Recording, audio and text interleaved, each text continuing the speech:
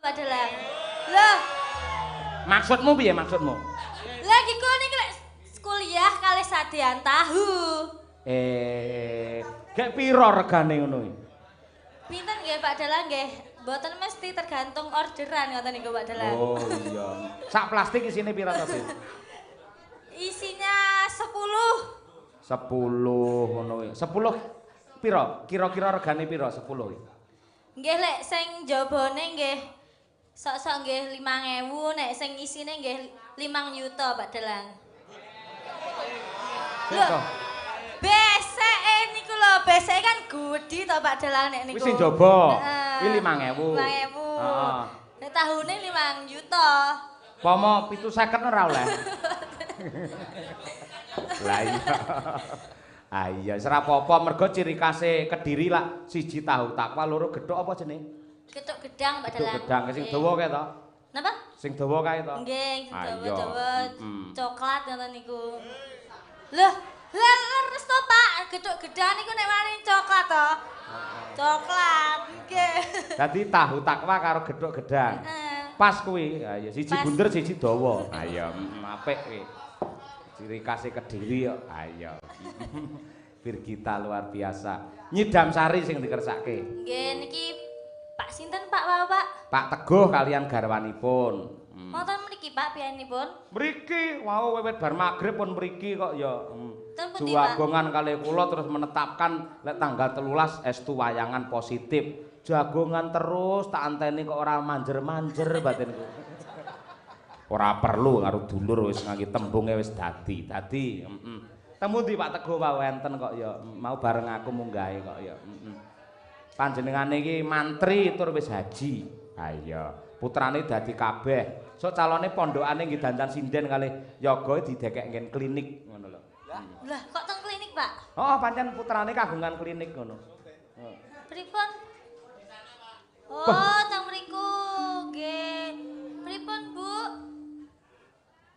Oh, nggih, sehat. Jenengan mboten teng mriki kemawon to, Bu? Teng mriki lho, Bu, kalih kula. Napa kula susul? Aja, pancen senengane Pak Teguh karo Ibu berbaur ning masyarakat ngono kuwi. Iya. Ngono karo slonjor karo mangan kacang ngono kuwi lah wis mulya. Ha iya, Nyidam sari bawane Bir. Pripun, Bu? Tanggal 13. Nggih, siap, Bu. Iya. Ayo. Bawa napa langsung? Bawa no, piye to dikumpliti arep ditangkap kok ya. Kumpliti ora ya.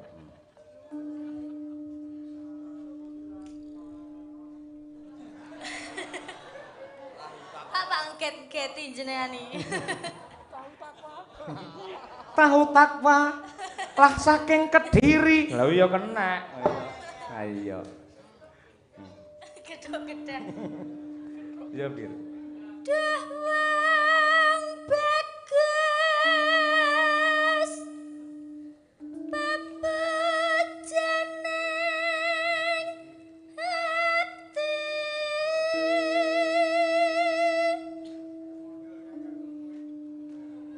kaya ngene wong nandang asmara.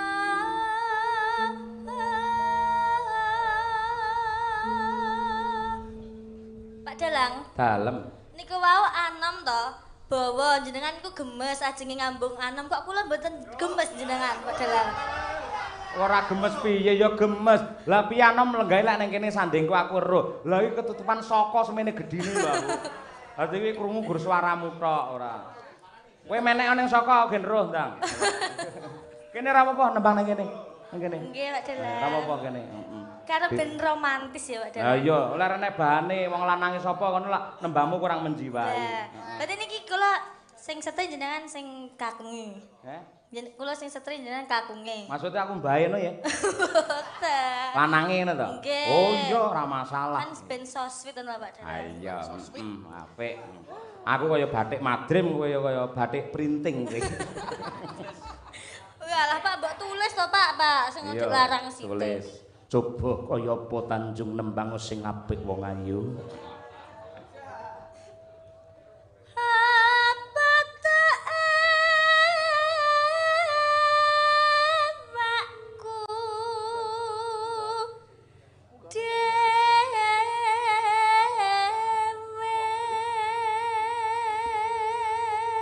Oke sih, diluk ya, maaf ya. Wis tak izinke ra apa-apa, Bir. Ayo. Ini kan kebutuhan kita kepada masyarakat untuk menghibur. Dadi mboten napa-napa nggih, Pak nggih. Ayo. Poh lenggih bantere ora ayo. Coba rada rene cahaya kaya apa? Kakang Mas. Heeh, lumahing jagat kuruping langit ora ana wanita ingkang rengga sakjroning rasa kejaba mung kowe Tanjung. Napa nggih Kang Mas? Yen jenengan dados kembange kula dados kupune Pak Delang. Kowe kualik kowe. Sing bener ngene lho. Upamane kowe dadi kembange aku sing dadi tawone. Napa kok tawon Pak Delang? Men iso ngentuk kembang. Apa neh? Apa ya Pak? Apa Pak? Upamane kowe dadi apa? Umpama kula dados kompore jenengan dados napane Pak Delang? Aku dadi cerete men iso mangkring. Kowe langsung kuwi to. Stop. Pripun Bu? Intermezzo. Birgita. Dalem Bu. Ngawang Bu Kesi. Napa Bu? Kok kemendel men to kowe iki? Apa wis seneni tak pengen rene kok rene. Iki nakal banget tak bubu ngono. Ayo. Ampun Bu. Lah kowe iki rene, kowe iki rene sing gawe Bu Kesi. Sing nyawangi Bu Kesi. Rasakno. Aku wis omong to, aku mula ngeleme ning anom ora ngelem karo kowe. Lah kok njaluk tak elem kowe. Ayo. Jenengan mau sosin-sosin sakniki kok jenengan makakne kula to Pak. Ora apa-apa, ngono kuwi entuk-entukane. Mergo apa? Suaramu apik, rupamu ayu, aku seneng. Loh. Beke ya padha wae. Halah, pancen. Ya pancen abot-abote dadi bojo dalang nggih nyuwun sewu. Dadi bojo dalang niku atine kudu jembar tenan. Ngeten iki ati kula sengkring-sengkring lho Bapak Ibu. Waduh. Sek dadi wong wedok normal sabi Bu, jenengan. Bojone jenengan ganteng, kondang, sugih ning dalan digodho wong wedok. Atine jenengan pripun Bu? Biasa. Iki lho gue merongkol. Merongkol sak es batu. Lain aku ya nyunggi kompor. Iya. Ini hanya kebutuhan di dalam pementasan untuk menghibur warga masyarakat. Tidak ada tendensi yang lain karena sebenarnya kalau tidak pas pentas yang menjadi keindahan untuk tubuh dan hatiku hanya Sukesi Rahayu. Alah. Pret gombalamoh. Terus no, iya Mbak Birgita coba kaya ngopo. Saya tuku tahu neh jare. Ayo. Ayo Bir. Nano. Alah, aja ngono. Aku lek gur arep bales sampeane gampang. Wong kene iki kedho ngombo kene iki ganteng-ganteng nom-nomane teng njaba ganteng. Perangkat desane ganteng. Lek gur Pak Moden wae ora aku ya gelem lho. Nggih napa mboten Pak Moden? Ya laris dhek kroyokan aku ning njaba. Iya. Mulai dadi bojone Mutin tak mau Ibu Kesi. Pomo ora ndek dhuwit, nek bojone dalang kan mesti tanggapan entuk dhuwit. Nek bojone Mutin ora ndek dhuwit, mek didongakne tok kowe kok. Ya bacotno Bir. Terus no Cahayu, ora apa-apa bapakmu jarak kono. Ben ayam ben awet enom ya Bir ya. Yes. Yes. Bacotno coba kaya ngopo wong ayu. Duh dewa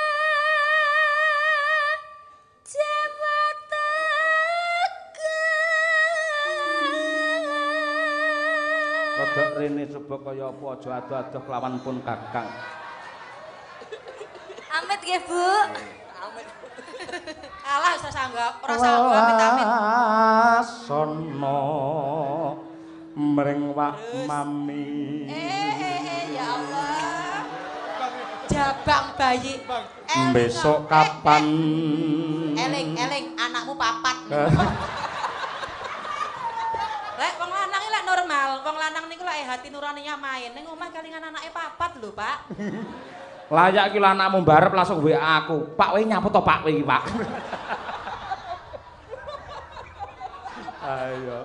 Aku sesuk mendhi karo anakku wedok langsung diseneni. Napa nggih, Pak? Sing paling kereng lah anakku sing wedok kuwi. Tenan. Pak aja aneh-aneh. Lek nganti menyakiti ibu aku sing ra trimo, Pak. Rangkung kuwi tenan.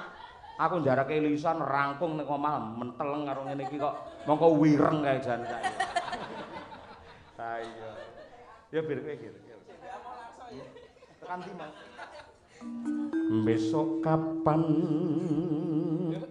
ketekan jejer lan wong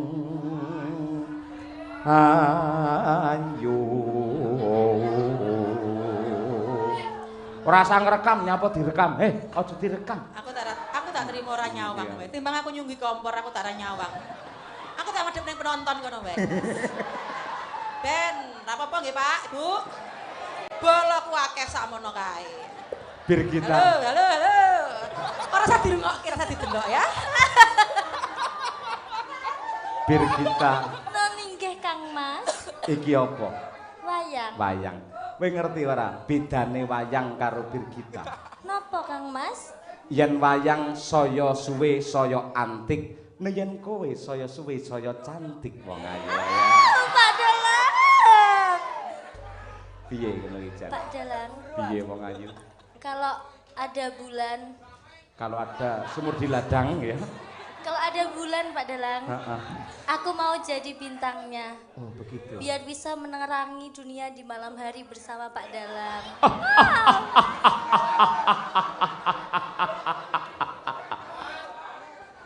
Biyung ban kowe madhep rono ki piye biyung ban?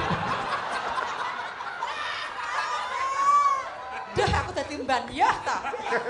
Nggih Gusti, nuwun ngapunten. Lho sinten lho Gusti sing tega nyawang kaya ngeten kula mungkin ndak ingin Gusti, ya ampun. Ban. Wis tak ganti ban. Biyung ban morogake isah-isah biyung ban.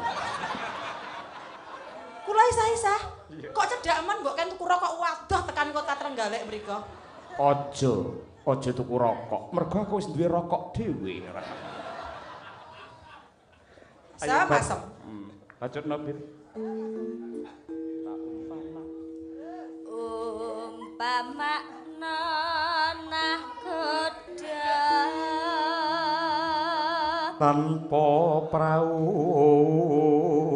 sasat sarah ing Jaladri.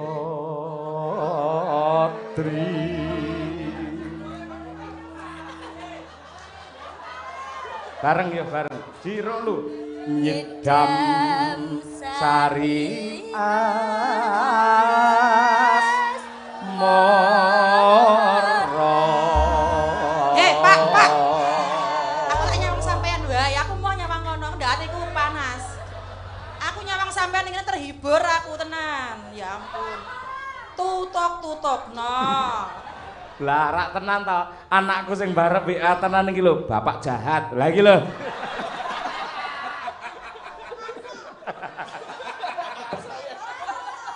Ayo. Ya bir bacotno coba kaya langgame cayu ayo. Umpama sliramu sedang menanti aku kumbang nyidang sari. Umpama sliramu mengki wong manis aku kang bakal miwati.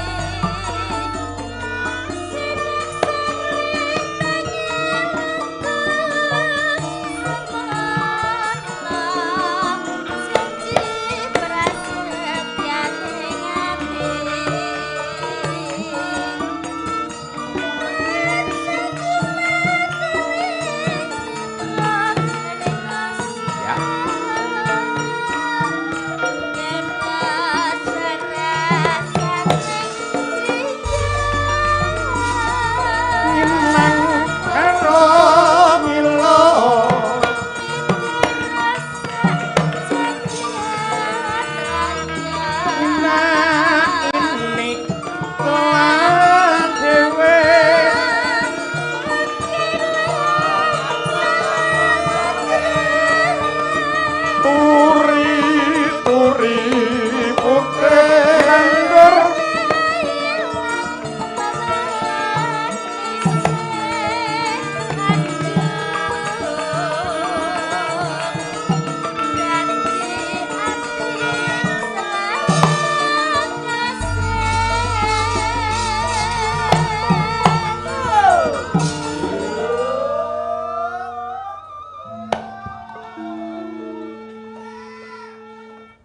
Sopo kene? Kaget tak kira anak wedhus manak ya kaya. Iya. Neno. Sabar Bu Kesi. Wah, ana sing belani Bu Kesi ya. Sabar Bu Kesi, lek lemes lak ya prei jere ayo. Ayo. Lah nggih to, ngeten iki nyuwun sewu, Pak. Jaman sik arek entuk kula niku lek mbebeki goleki kula nyinden teng Jodipati. Jenengan nate kelingan napa mboten sing jaman legendaris Jodipati kula nyindeni Pak Purbo Asmara jaman semanten. Dheke niku mbebeki goleki kula ben bengi kula ditunggoki, Pak. Saiki lho, biyen ketok apa? Saiki ketok apa? Bareng saiki aku wis tuwek anak-anak papat. Saiki gandrung karo Birgita, ya wis ra apa-apa. Mbok eling jaman semono lek mbebeki nunggoki nang gubuk kae lho. Gubuk sawah tengah Jodipati kae. Iya iya, saiki rusak gubuke san ya. Lah mak gonjot mak bruwok pedhot kabeh ora. Ya Bir, ayo. Nalikane ora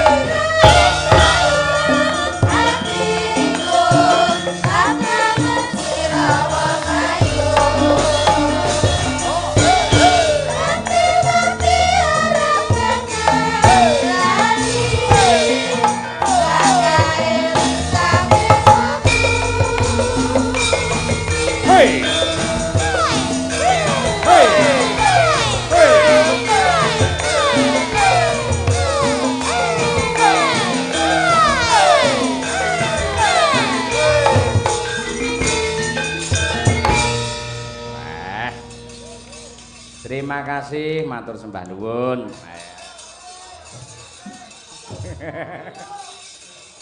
Wah, sok giyayeng tenan ning Dongombo iki. Ayo. Monggo tanpa ngangge pelawak lho. Lah iya.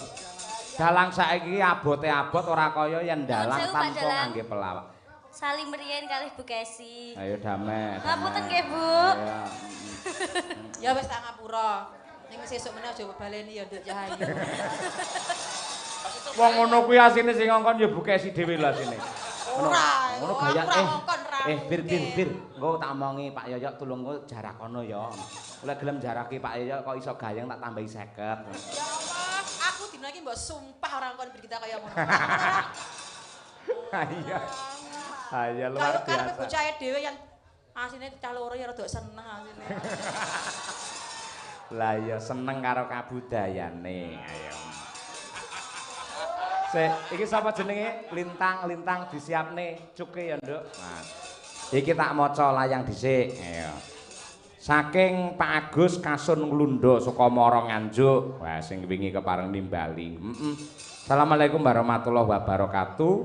Sugeng dalu Mas Cahya Kuntadi nyimak saking griya. Kepengin ngresakne serampat Madangkara. Matur nuwun. Wah nggih, wassalam. Nggih. Isih ana isih. Assalamualaikum warahmatullahi wabarakatuh. Pak Dalang hadir di lokasi Waris Sugiono dari Surabaya. Wah, ya adoh saka Surabaya direwangi teka ning Nganjuk mergo kepengin melu nguri-uri karo budaya. Nggih, ngersake gubuk asmara. Nggih, siap. Mak Waris Sugiono wingi neng Lundha wingi ya nusul kok, Nduk. Ngluruh. Kaya ngono kuwi. Matur sembah nuwun luar biasa. Ugi iki Nanang, ngapa Nang? Masuk Pak Yoyo. Iya, masuk Pak Yoyo, nggih. Lokasi Pak Yoyo. Sik, iki piye iki tak. Iki omong apa iki Nanang iki tak ngono sik. Sik. Iki kula radi dalu teng lokasi Pak Yoyo mangke. Aja, entekne dhuwit lek bengi-bengi ning lokalisasi aja. Ayo. Lokasi kaya. Wis siap? Tang. Setem sik. Oh iya, setem sik. Lek ngono iki, apa iki jenenge gubuk asmara dhisik? Ayo, meterane sik mergo iki perlu nyetem suwe. Ayo. Coba Mbak Tri Hastuti Retnomati coba kaya apa? Ya Mbak Tuti, ayo. Turun gunung.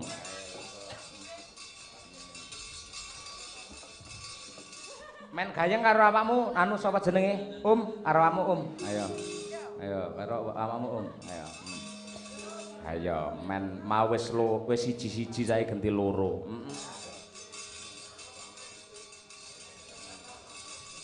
Nah, iki.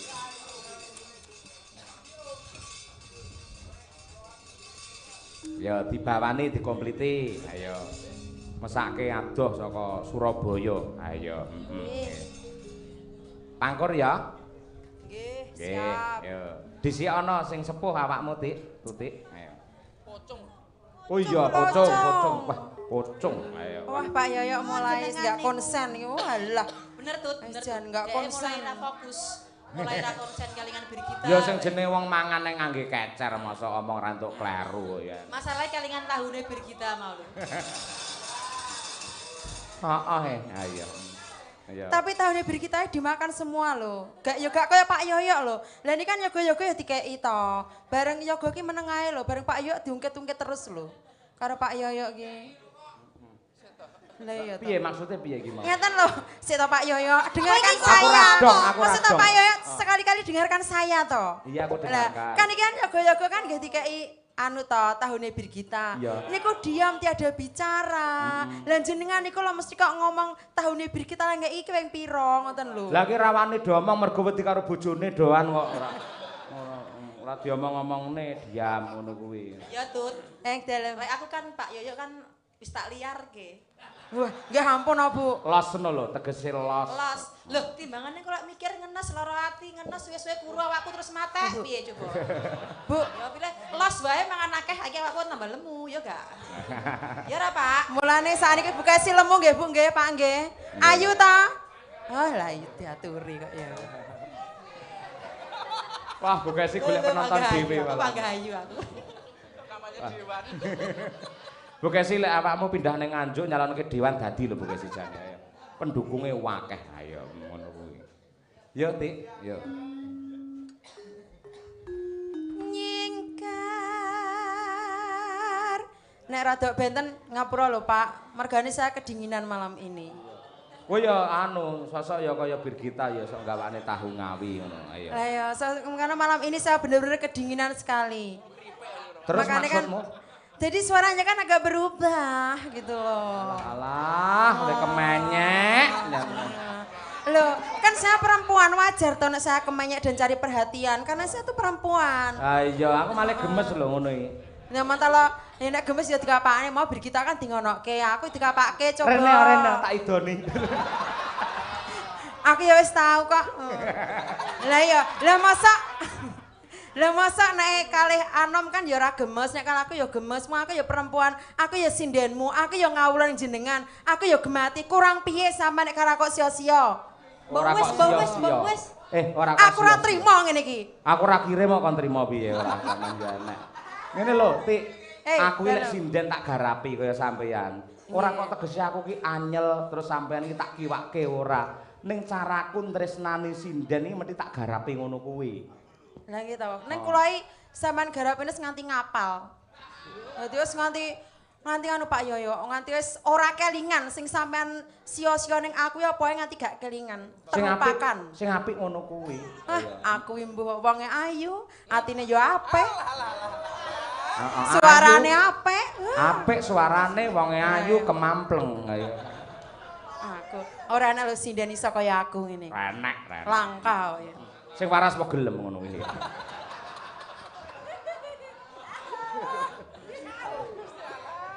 Ayo Tik. Seto Pak, tak cium lho sampean iki. Aja ngono, wani apa piye? Ya. Bapak-bapak ampun jarak tutik. Niki kejem niki estu. Niki barate niki sinden niki lek diplites prauto ora mati dhek ora. Digodhog ora iso empuk dhek iki ora. Mergo pancen digdaya. Wah, dalah. Saya itu Retno Utami. Iya. Apa Retno Utami? Wah, asline Retno Utami. Retno Utami. Terus Gudiken kae diganti Trihastuti. Ayo. Sirah kula niku mlenting Pak Yoyo. Asline jenengan Trihastuti Retno Utami. Lah, sesasi niku sirah kula niku menyonyo niku kaya udunen kabeh ngoten niku lho. Angger digundul tukul neh ngoten niku. Dadi serang anggonan. Ya pancen ngono kuwi lek digundul malah tukule saya akeh ngono kuwi pancen. Apa ta jane iki? Kuwi lho borokmu mau lho ora. Ora. Tapi saniki men resik kok. Syukur ya. Mas Dan. Iya.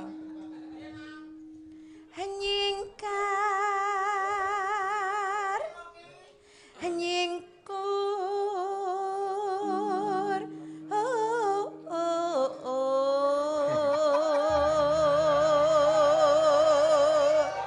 Saya nggih Pak nggih. Jenengan rek remen ta? Nggih, jeng nanggap nggih Pak nggih. Lek aku ora ngono. Lho pripun? Nek aku penonton kene ora ngono kuwi. Sae napa awon, Pak? Sae napa awon? Yo ndang diberangkatne. Mas Taslim tolong jangan protes nggih. Engko tak elem sampean ya an. Aja protes saya. Tutik lho Ki. Mas Dar, sekali lagi Mas Dar. Hawiwit hedane hanyingkar nyingkur.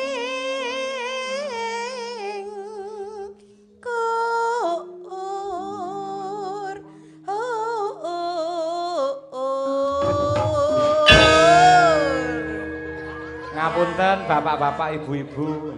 Pancen dalang-dalang menawa sampun mboten enten sing purun diderekke Mbak Tutik nggih.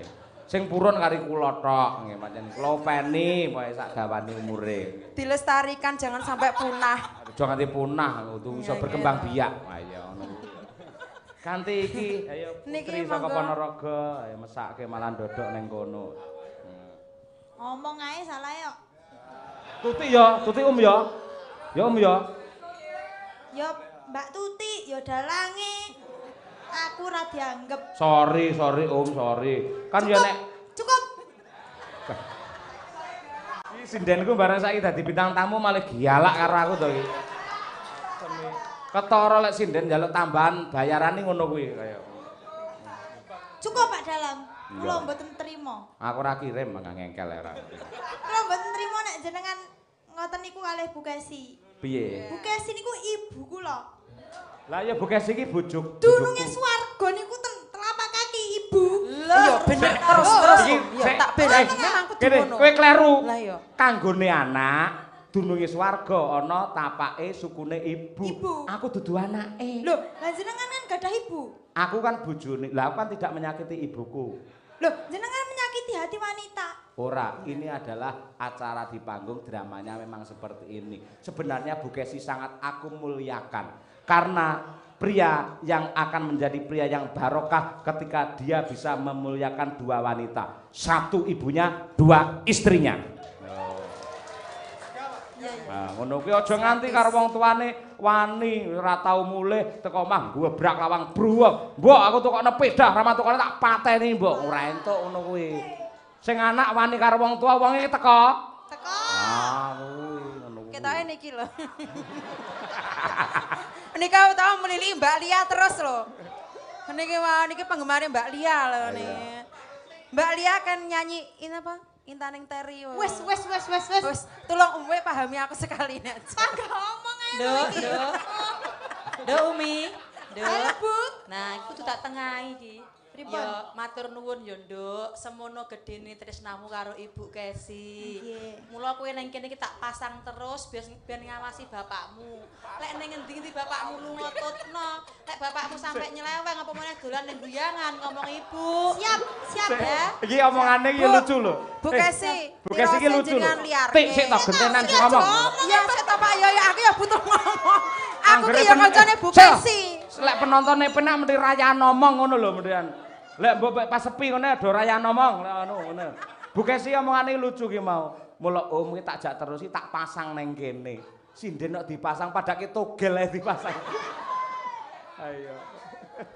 Semasang. Nembang om coba kaya apa anak wedok. Ayo. Cukup. Sik to, tenang. Lingsem yen kemu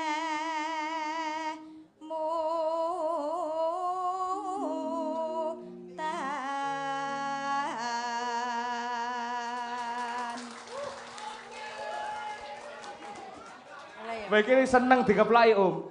remen no. Kudune kowe iki ya isin. Mboten apa, Wong Pak. dikeplaki padake dara kok. Oh iya. Gak apa-apa. Meleh Pak niki. Meneh no anakku Entekne, kok Om. ya. Ki anak birul waliden iki. Ayo. Lelampahan kang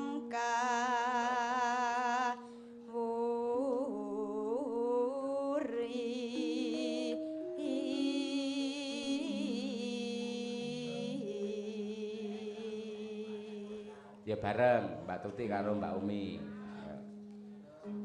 tresno Kayak aku ngajari pas maghrib mau lebar surat maghrib kan wis tak ajari to. lha kok mau salat Sholat.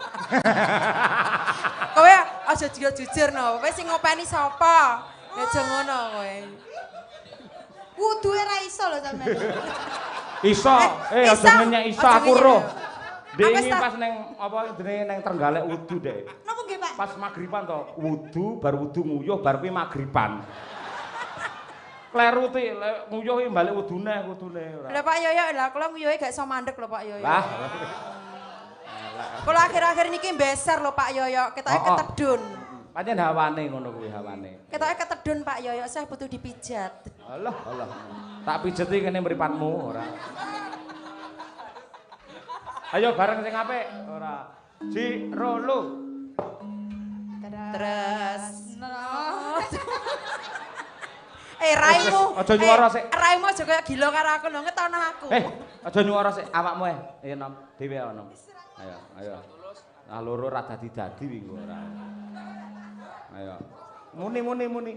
Tresno tulus nadyan ning gubuk asmara.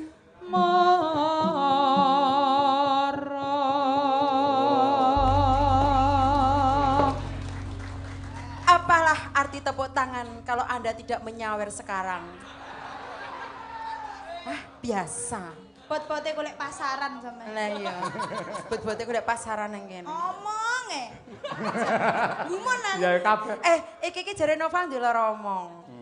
Nah iya. Dadi ya tak lho, nek kunengan iki muneng ae. Nyapa bareng ngene iki ngomong. Aku ndek mau gerok.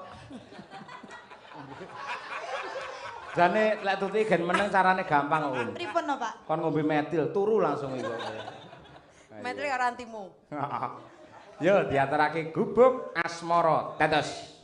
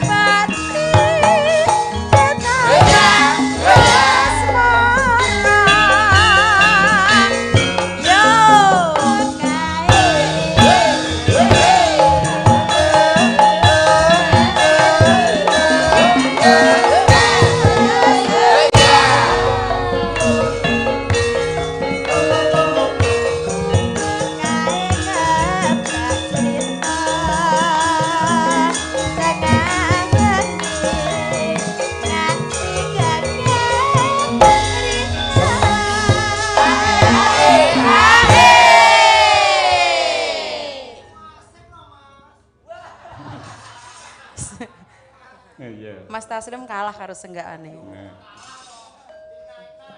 Yo. Cedetan sak jroning nyati tetan luntur saya merhati aku kowe dadi garwa merga lene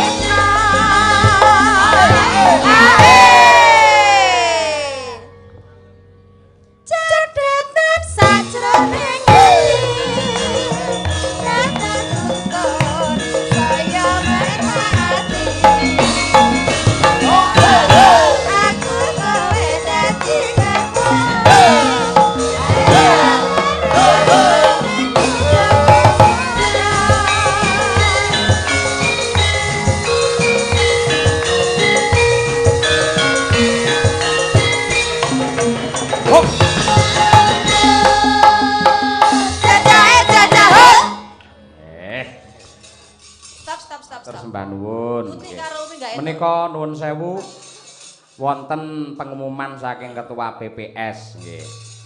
Mbak Lintang coba dicepake dhisik anune apa ki jenenge? Cuke ampun nggih. Sik iki tak maca iki sik. Iki penting banget iki nggih. Dari Bapak Heru Purwoto nggih. Ketua PPS Desa Kedungombo ditujukan kepada seluruh masyarakat yang menyaksikan. Mengingatkan kepada masyarakat untuk menggunakan hak pilih Anda pada pemilu serentak 2024 yang akan dilaksanakan tanggal 14 Februari tahun 2024. Pastikan sudah terdaftar di DPT. Caranya bisa dicek secara online atau datang ke PPS desa masing-masing. Pastikan hadir di TPS yang telah ditentukan. Pemilu sarana integrasi bangsa. Nyuwun lagu alamate anak soleh. Wih, wau sampun kula aturaken. Monggo Bapak Ibu menggunakan hak pilih panjenengan kangge mensukseskan demokrasi pemilu tanggal 14 Februari. Pas hari Valentine kasih sayang, moga-moga dengan penuh kasih sayang kita melaksanakan demokrasi yang sehat dan juga bersih. Amin. Nah. Wes siap, Tang? Ya. Coba. Ya. Ini ada salah satu waranggono baru Madangkara yang mempunyai multi talenta. Ya apa? Kejaba nembangi apik iki ya iso dolanan gitar cilik utawa kaprahe diarani cuk. Iki yen nembang tok kuwi gampang, yen karo gitar tok gampang, nek nembang karo gitar kuwi ora gampang. Ya.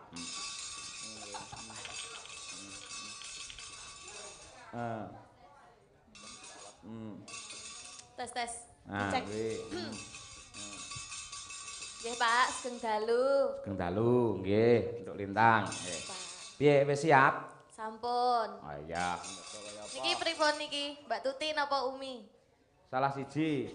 Umi sing anu sing nyekelke mikir. Kowe kok meneng wae ngopo to? Kowe males to wisan. Aku kademen. Ayo to Mbak, aku dibantu ngono lho. Wis diwangi wong kancane sakosan barang. Nggih, siap. Ki nganggo cek-cek ora? Kowe Tuti sing cek-cek. Ayo cek-cek. Ayo. Coba. Bagiane wis dhewe-dhewe. Kan kowe wis kulino to, Mbak? Nah, iya. Oke. Lagunya apa, Tang, Lintang? Seperti biasa. Apa itu? Lagu seperti biasa iki lagu apa? Lagu Ayo Guyu. Oh iya, tak kira nek lagu anyar seperti biasa. Betul. Seperti biasa. Ayo. Mikmu meneng ya? Ora sambok adoh-adoh nih. Iya. Iya. Iya. Nyapa lambemu ketutuk mik ngono? Nggih. Nggih. Kapok kowe wani karo aku ora. Ketutuk mik lambene. Nah, kuwi apa neh kuwi? Ayo. Yo. Cek. Nah, cek. Ayo guyu. Bersama Lintang Pambayun. Ayo. Lintang Hafifah dan juga Lintang Bladu. Ayo. Yuk, siap? Siap. 1, 2, 3, ya yuk. Kembang turi. Sik. Tempomu iki lho, Pak. Ora ngono tempo belas. Nicik-icik. Icik-icik ya nusul sik kesusu itu tik ora. Kembang turi acak. Oh sik. Kaya sepur kae lho mlaku sik. Jeng. Kowe langsung cak. Wah, sing icik-icik iki anarkis ya. Yo. Kembang turi ya mesti pelemah. Ya bunga aja karo ayu. Seneng ati ya mas aja susah.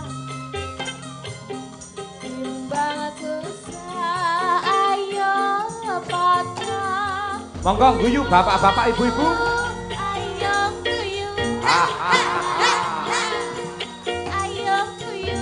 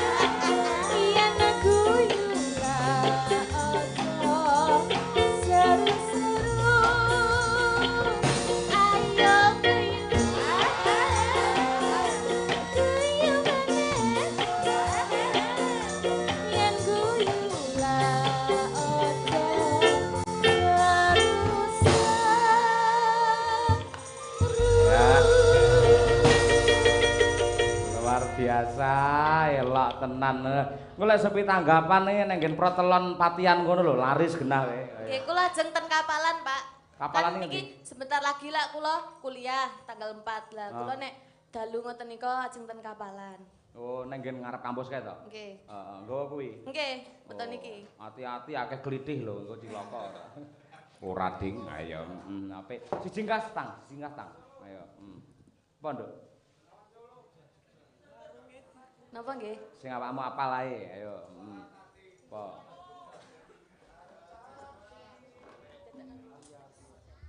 Jangkrik genggong, Pak. Jangkrik genggong. Nah, ngono langsung set ngono lho, ayo. Jangkrik genggong coba kaya apa? Yo. Siapke sik dilarase, ayo. Ya. Mbak Tuti siap? Mbak dipasne tempo to, mbok tulung.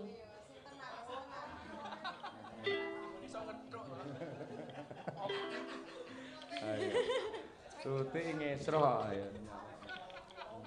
Ambak ngangge ciki-ciki ngangge rama, ngangge ilmu. Lah iya. Ayo coba. Ini.